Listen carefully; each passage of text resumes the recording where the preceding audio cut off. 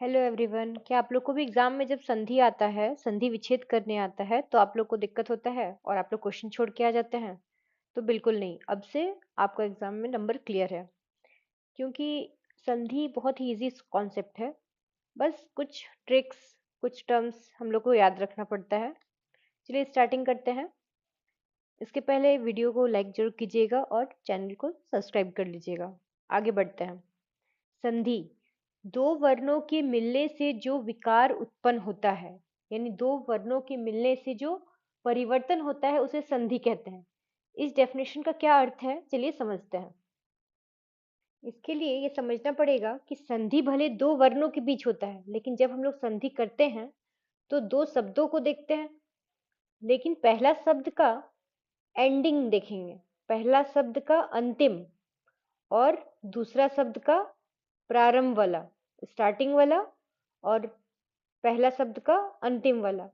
यहाँ लास्ट में क्या है, सबसे लास्ट में कौन सा वर्ण है? आ यूज किया हुआ है, आ, और यहाँ स्टार्टिंग में आ, तो आ और आ मिलके बन जाएगा आ, यानी विद्या और आलय बन जाएगा विद्यालय,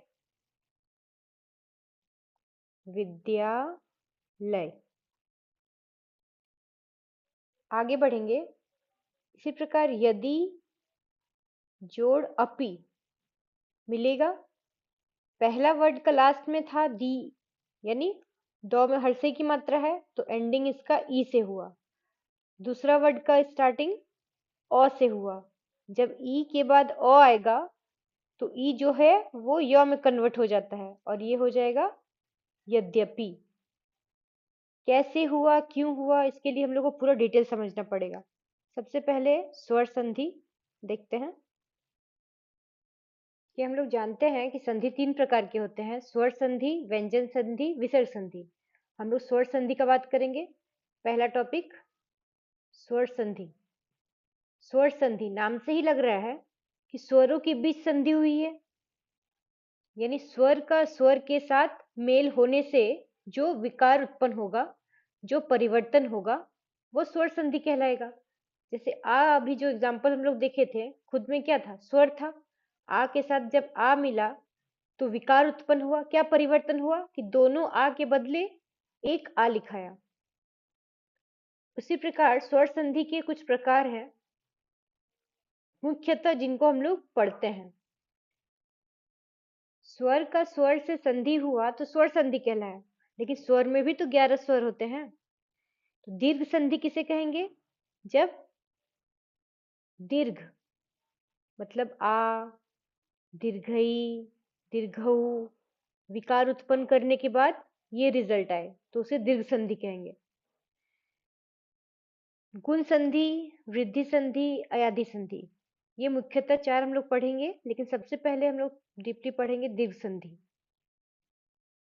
दीर्घ संधि में ओ आ, ओ आ, ओ आ या ओ मतलब सेम जात आपस में संधि करता है, यानी स्टार्टिंग में ओ आ रहेगा तो बाद में भी आ ओ या ओ आ रहेगा और रिजल्ट देगा जो बड़ा है। ओ और आ में बड़ा कौन है? आ। हर्षई दीर्घई, ई का जात जब आपस में मिलेगा तो दीर्घई रिजल्ट देगा, दीर्घई। ऊ का जात जब आपस में संधि करेगा, ऊ का जात ऊ, ऊ तो रिजल्ट देगा ऊ। री का जात जब संधि करेगा तो री। आगे बढ़ेंगे। चापी, चापी, यहाँ देखिए आ का लोप हो रहा है, आ लोप हो रहा है मतलब अ का दो जात होगा, हो गया च अपी। इसको उल्टा करते हैं। सूर्य जोड़ अस्त, सूर्य जोड़ अस्त। सूर्य में लास्ट में अ था, यहाँ भी अ था, अ और अ मिलके आ हो गया तो सूर्यास्त। शब्द अर्थ, शब्द, शब्द के लास्ट में अ है और यहाँ अ, शब्द अ और अ मिलके आ तो शब्दार्थ।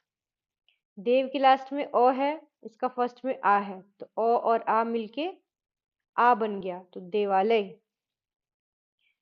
छात्र में लास्ट में अ है, यहाँ स्टार्टिंग में आ है तो अ और आ मिलके आ बन गया, छात्रावासा।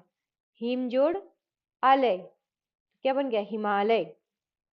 महाजोड़ आशय, महाजोड़ आशय, क्या हो गया? महाशय।